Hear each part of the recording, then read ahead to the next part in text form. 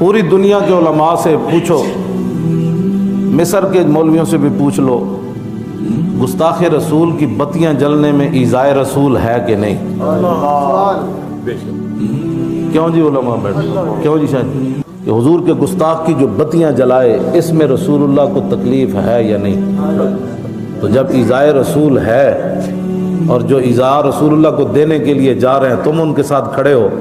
اور جو رسول اللہ کو ایذا پہنچانا چاہتے ہیں ان کے راستے میں جو دیوار بن رہے ہیں ان کو تم گرفتار کر رہے ہو، تم بتاؤ تم کدھر کھڑے ہو؟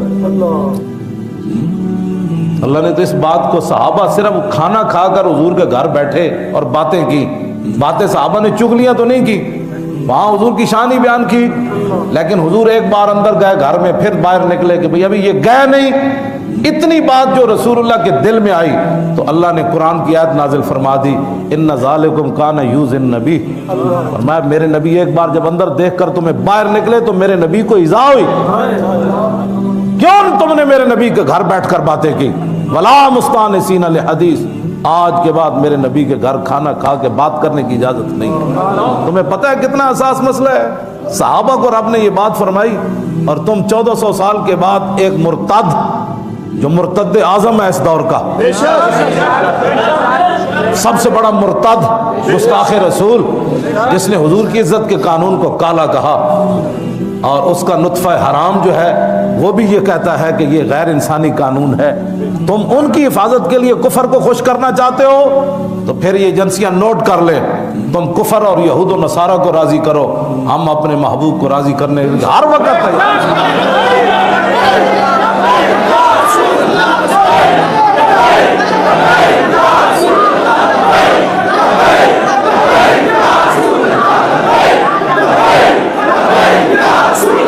تو اسلام قربانی کا ہی نام ہے، جتنی کوئی قربانی دے گا اسلام اس کو اتنا ہی اٹھاتا چلا جائے گا۔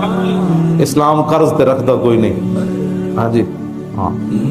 یہ تو مالکاں دی طرفوں ہے، جڑے مالک جڑا اور کام جہدے کو لینا چاہن انہیں لینا ہے، انہیں یہ تو نہیں ویکھنا مولی خاتم بھائی کی ہوئے تو فلانا کی ہوئے تو فلانے کو علم کتنا ہے تو دیاں کتاباں کتنی آنتے، گل دے وچ ہو رہے اتھے تے ایک رات دے بارے حضرت عمر فرماندے ہوندے سن، کاش کہ صدیق میں نے ایک رات دے دے وے غار والی، عمر دیاں ساریاں نیکیاں لے لوے، اجے عمر نو ہی نہیں پتہ سی نماز روزے حج زکات کی شے،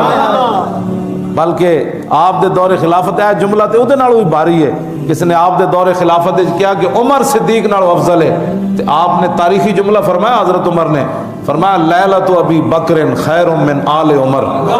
فرمایا نہیں ابو بکر کی جو ایک رات ہے نا عمر کے سارا خاندان بھی ایک طرف کھڑا ہو جائے نا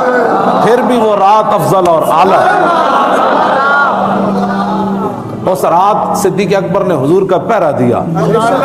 ہاں تو یہ رات کہاں سے جائے کہ زاہداں بہزار اربعین رسن، مولانا سے حسد کوئی نہ کرے، یا جو اب جیلوں میں رہ کیا ان سے پیچھے رہ جائے پھر حسد کرے جی میں تو برابر نہیں ہو سکتا، ہاں سمجھ آئی نا بات؟ حافظ شیرازی کہتا جائے کہ زاہداں بہزار اربعین رسن مست شراب عشق بیاکا امیر اسد، فرمایا لاکھوں سالوں کے بعد جہاں صوفی زاہد گوڑے اور ماتھے رگڑ کر پہنچتے ہیں نا عاشق وہاں ایک چھلانگ میں چلا جاتا ہے۔